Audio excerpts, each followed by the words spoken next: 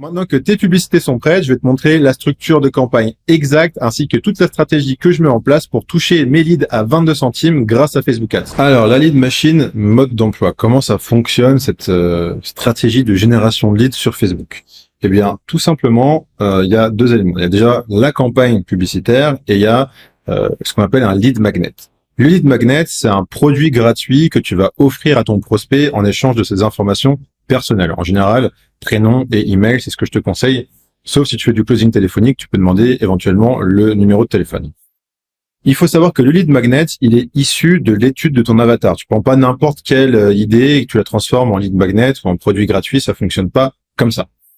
Il faut que tu réussisses à travers l'étude de ton avatar à identifier quelles sont ses douleurs les plus vives et les plus urgentes, quels sont les problèmes qu'il a besoin de résoudre aujourd'hui et pour lesquels il serait même prêt à payer pour les résoudre.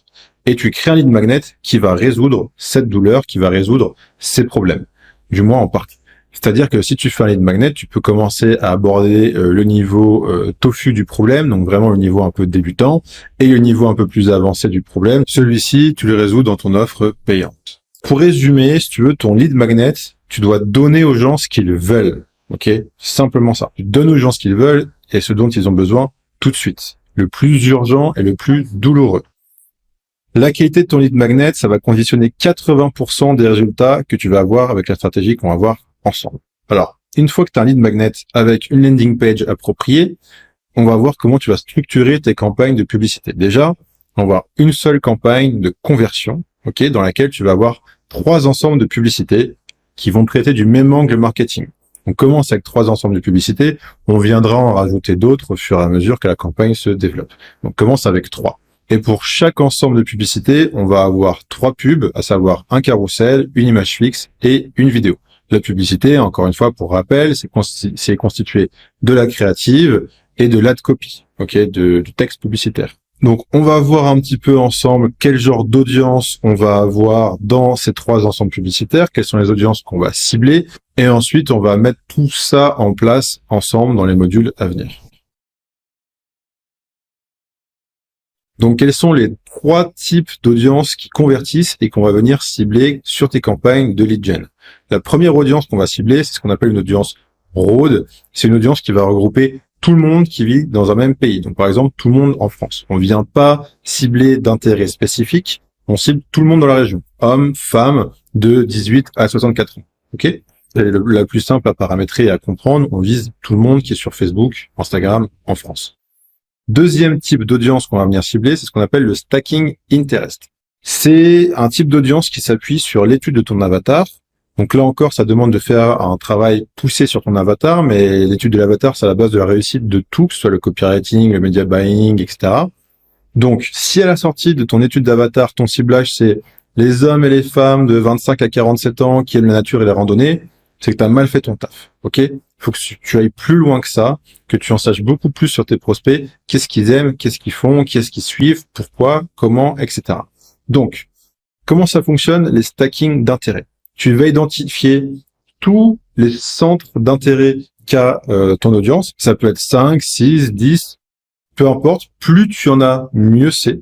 Tu verras que normalement, tu vas en avoir 2 qui sont un peu récurrents, qui sont un peu voilà, principaux. Donc, on va faire une petite étude de cas ensemble pour que tu comprennes bien comment ça fonctionne. Et de toute façon, après, on viendra le mettre en place ensemble dans un des modules suivants. Je précise que l'exemple qu'on va voir maintenant est issu de l'étude de cas que j'ai fait avec un collègue media buyer que je remercie au passage. Donc, étude de cas. On a quelqu'un qui vend des manteaux de ski, des combinaisons de ski qui ressemblent à des animaux. Tu vois, c'est un peu un manteau de ski / déguisement pour ressembler à un loup, pour ressembler à un ours, etc. Bon, on aime, on n'aime pas, on s'en fout. Donc, nous, on a identifié plusieurs centres d'intérêt. Donc déjà, on a identifié dans l'étude de l'avatar que c'était principalement des étudiants qui étaient intéressés par ce produit. Ensuite, on a identifié que bien sûr, ils aimaient les sports d'hiver. Ok, donc ça fait déjà 2 centres d'intérêt. Et on a aussi identifié de par la nature du produit que c'était sûrement des gens qui étaient sensibles à tout ce qui est meme, 9gag, etc. mais aussi aux jeux vidéo, aussi aux équipes de football US, parce que le client est aux États-Unis. Et on a aussi identifié les personnes qui s'intéressent au fandom furry, pour ceux qui connaissent. Donc du coup, ça fait quoi? Ça fait qu'on a plusieurs pôles, plusieurs centres d'intérêt.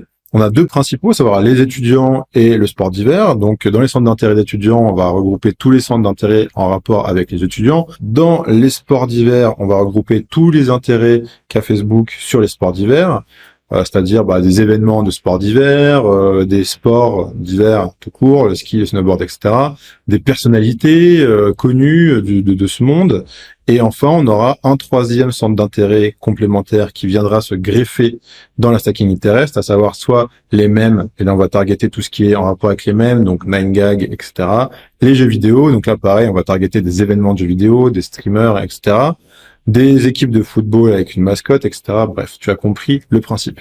Donc, une audience en stacking d'intérêt, ce sont 3 centres d'intérêt avec un affinage de l'audience, c'est-à-dire que les personnes dans la stacking interest doivent correspondre au ciblage qui englobe ces 3 centres d'intérêt.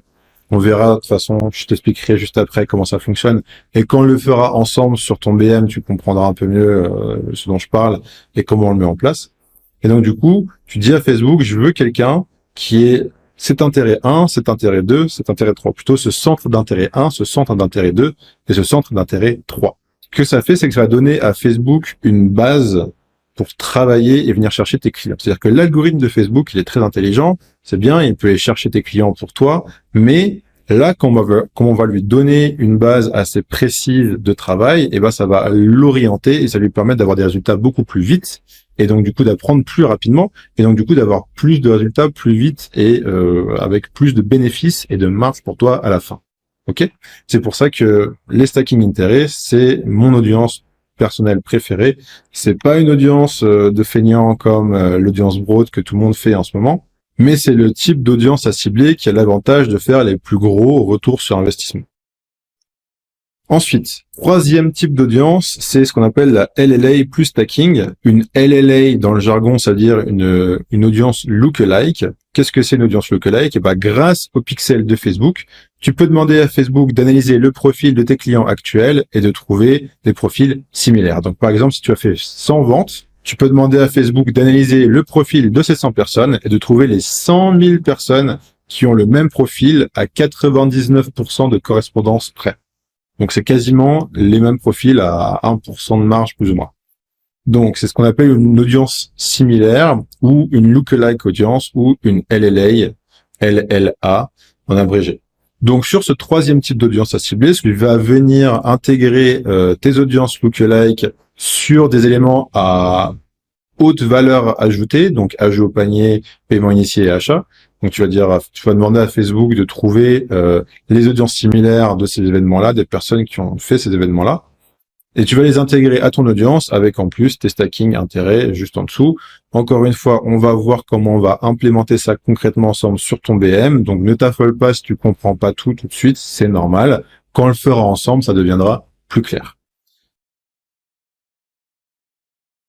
Alors, ce petit truc qui va t'économiser des centaines d'heures de travail, qu'est-ce que c'est? Alors, pour bien comprendre de quoi on va parler et pourquoi c'est avantageux pour toi, il faut comprendre ce que font aujourd'hui les autres médias buyers. Ce qu'ils font, c'est que quand ils créent une campagne, ils vont créer donc plusieurs audiences, plusieurs ensembles publicitaires au sein de cette campagne, 3, 5, 10, peu importe.